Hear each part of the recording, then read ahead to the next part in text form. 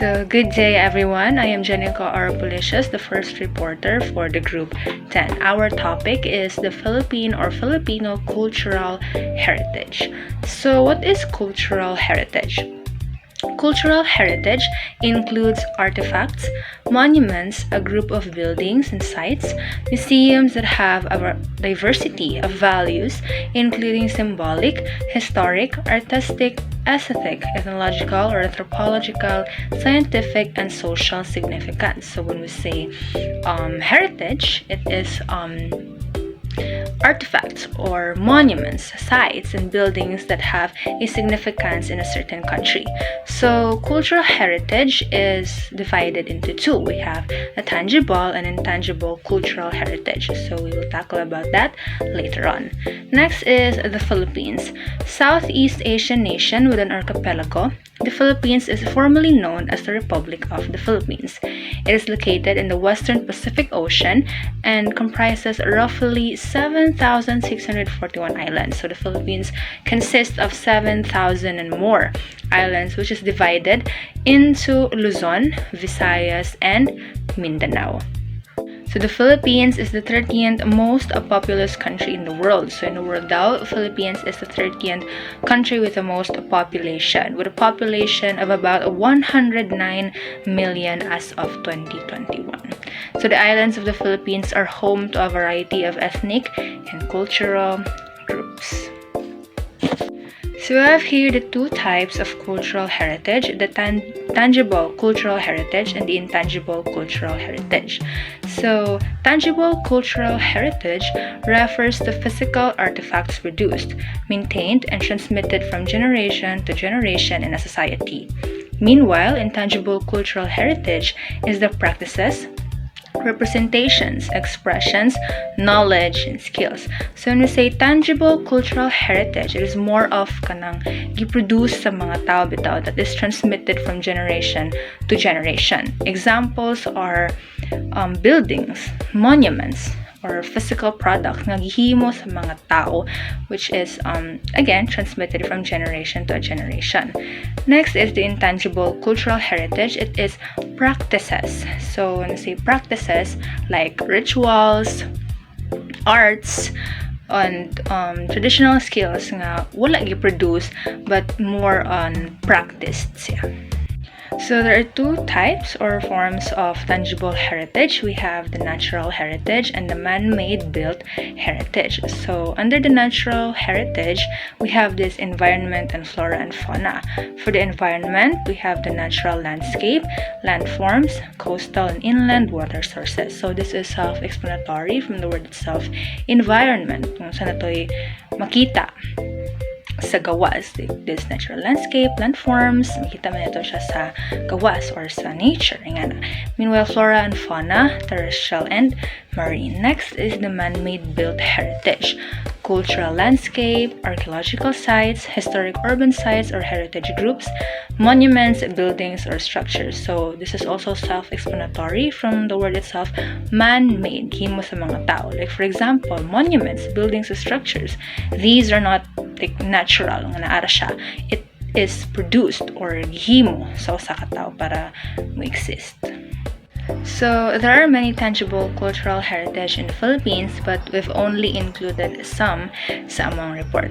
So these are some of the tangible cultural heritage in the Philippines. So first is the Baroque churches of the Philippines. So you can see here sa among PPT na yung mga pictures. So, the Baroque churches of the Philippines are a collection of 4 Spanish colonial-era Baroque churches in the Philippines, which were included in UNESCO's World Heritage List in 1993. The churches are also considered as national cultural treasures of the country. So the 4 Baroque churches of the Philippines are classified as UNESCO World Heritage Sites as they have important cultural significance and influence on future architectural design in the Philippines. So, if makabantay mo, kani nga mga churches, ang mga design ng mga churches, they are common in our country. These churches are built way back Spanish colonial times, since again we were influenced by the religion which was Christianity. Inya nga mga churches diri mag held og mga misa. So in Bohol, in our hometown, atay mga inganisad nga churches, no? Like for example, the Baclayon Church, which is one of the oldest churches in the Philippines. So the churches display certain characteristics that express a fortress baroque, such as thick walls and high facades that offer protection from marauders and natural disasters alike. The group of churches established a style of building and design that was adapted to the physical conditions in the Philippines, which had an important influence on later church architecture in the region. So if makabantay mo kani nga mga baroque churches, lig-on kay sila, no, kay kanang imagine pila na sila ka years pero still wala gyapon sila nangaguba. So this is because they were designed to have these thick walls and high facades that offer protection from marauders and natural disasters. So paghimo ni nga mga churches kanang gihimo siya thick walls and high facades, not just because dili magheld og misa, but also because it offers protection. So sa una ang mga tao ug naay mga giyera or naay mga kalamidad, dili sila manung sa ilahang mga simbahan. Kay again, these offer protection. Himo jud siya para mag-offer sa protection sa mga tao. Mo nang kaning mga churches bisan pag dugay na kaayo, dugay sad sila nangaguba. Like for example diri sa Pilipinas daghan kay tag mga natural disasters diri like mga bagyo or mga linog, but still wala gyapon sa nangaguba. So the four baroque churches or kaning mga churches nga among gipakita sa among PPT, these are the San Agustin Church in Manila, the Santa Maria Church, the Bowie Church, and the Miagao Church. So again, these churches is considered as national cultural treasures of our country and serves an important cultural significance and influence. That is why they are included in UNESCO's World Heritage List. So the next tangible cultural heritage in the Philippines is the historic town of Vigan. So Vigan is the most intact example in Asia of a planned Spanish colonial town. So I guess kita tanan kaila aning Vigan. This is located in the province of Ilocos Sur. So Vigan is unique for having preserved much of its Hispanic colonial character, particularly its grid street pattern and historic urban layout. So Vigan is a place in the Philippines where ang ilang mga bahay dito, mga gianan or ilang mga structure dito is sinauna. So meaning wala nila baguha ilahang town. They preserved their Hispanic colonial structure or their historic urban layout. So ilang mga bahay dito kay katong pasina una gihapon ilahang agiana, no, it's grid street pattern. So mo ni agianan sa una di para karon nga sementado na. So ilang preserve ilahang urban layout. Also in Vigan na ay mga daghang kalesaan, you know? So if mudong kag Vigan kuan siya like Spanish colonial feels like makakuan ka so kung unsa ang life before kung adto ka og Vigan. So its significance also lies in how the different architectural influences are blended to create a homogeneous townscape. So the third tangible cultural heritage is the rice terraces of the Philippine Cordilleras. So the rice terraces of the Philippine Cordilleras is an outstanding example of an evolved living cultural landscape that can be traced as far back as 2 millennia ago in the pre-colonial Philippines. The terraces are located in the remote areas of the Philippine Cordillera Mountain range on the northern island of Luzon, Philippine archipelago. So I think katatanan kailaning rice terraces or the Banawe rice terraces. These are really popular since mga basak ni siya nga murag nag-form og hagdan-hagdan yan. So they are the product of the Ifugao ethnic group, a minority community that has occupied these mountains for thousands of years. So this rice terraces is not natural. Dili siya like kanang natural. These are man-made. Himo ni sa mga Ifugao nga nag-occupy ani nga mga mountain for thousands of years. So the terraces illustrate a persistence of cultural traditions and remarkable continuity and endurance, since archaeological evidence reveals that this technique has been used in the region for 2,000 years, virtually unchanged. So they offer many lessons for application in similar environments Bataha Reefs Natural Park. The Bataha Reefs Natural Park lies in a unique position in the center of the Sulu Sea and includes the two Bataha and Jesse's Disney reefs.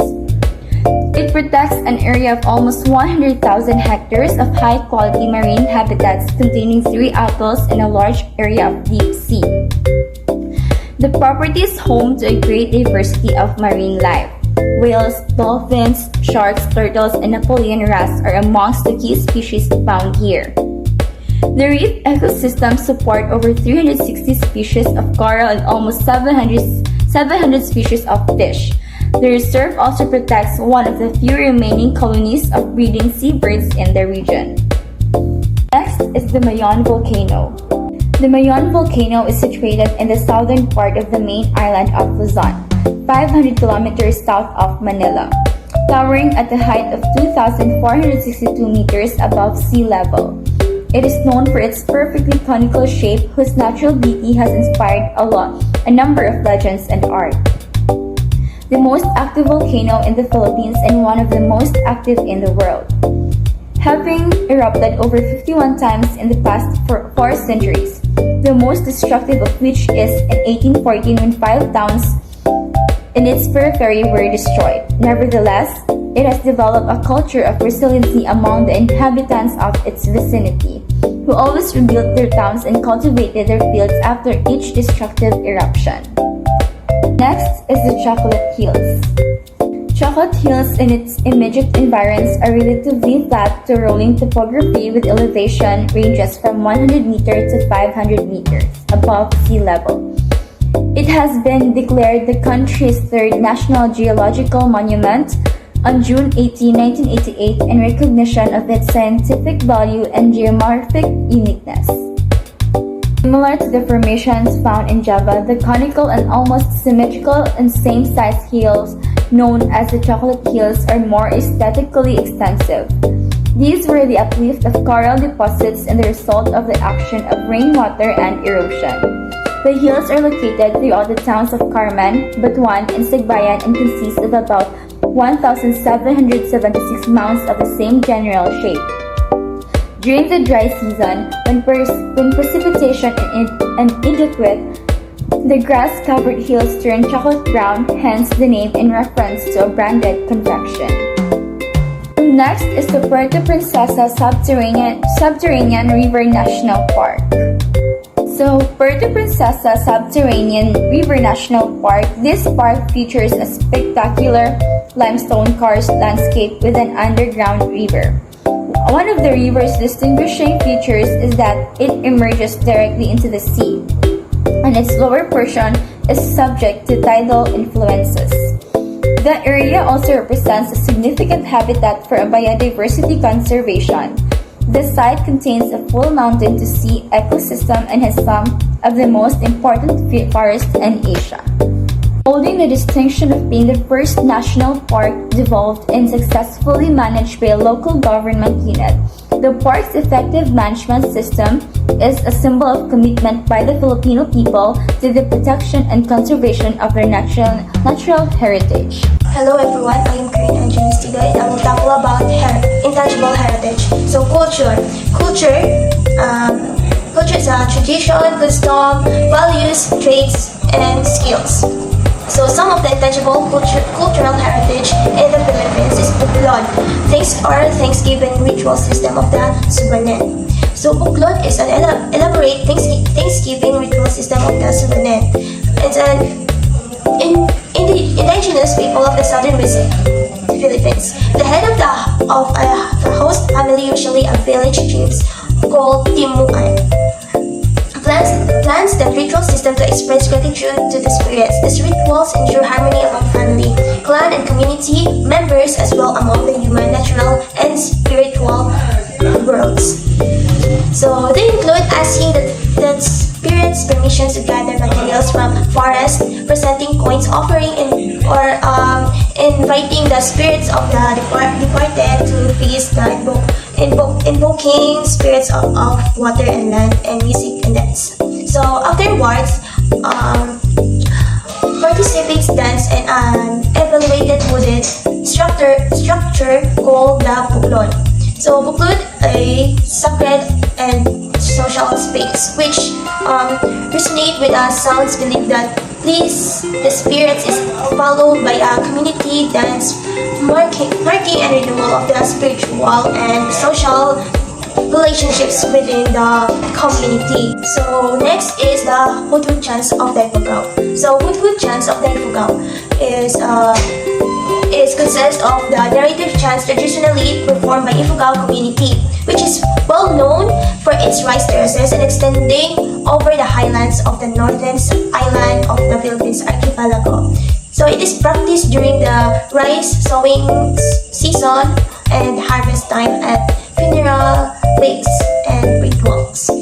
So since the Ifugao culture is naturally nil, the wife generally takes the main part of the chants, and her brother occupies a higher position than her husband. The language of the stories abounds in the figurative expressions, is repetitions, and employ the metaphor and onomatopoeia. So redeeming the transcription very difficult. Thus, there are very few written expressions of this tradition. The chant tells about ancestral heroes, customary law, religious beliefs and traditions practices, and reflects the importance of the rice cultivations, and the narrators, mainly elderly women, hold the key position in the community, both as the historians and the preachers. The Hudhud epic is chanted alternately by the first narrator and employing a single melody of the verses. So next is the epic of the Maranao people of Lake Lanao. The Darangan is an ancient epic song that encompasses wealth of knowledge of the Maranao people who live in the Lake Lanao region of Mindanao. This southernmost islands of the Philippines archipelago and the traditions homeland of Maranao, one of the country's three main Muslim groups. So comprising 7 cycles and a total of 7,000 lines, the Darangan celebrates episode of Maranao history and tribulations of the mythical heroes. And next is the talking rituals and games. So talking rituals and games in the rice farming cultures of East Asia and Southeast Asia are enacted among communities to ensure abundant harvest and prosperity. They promote social solidarity, provide entertainment, and mark the start of a new agricultural cycle. Most of the variation includes 2 teams, each of which pulls one of the rope attempting to tug it from the other. The intentionally competitive nature of the event removes the emphasis on winning or losing. So, affirming these traditions are performed to promote the well-being of community and reminding members of the importance of cooperation. Tagging rituals and games are often organized in front of a village and communal house or shrine, and preceded by the commemorative rites to locate protectivity, deities. Tagging and rituals and games also serve as strengthen unity and solidarity and sense of belonging and identity among the community members. And that's it. So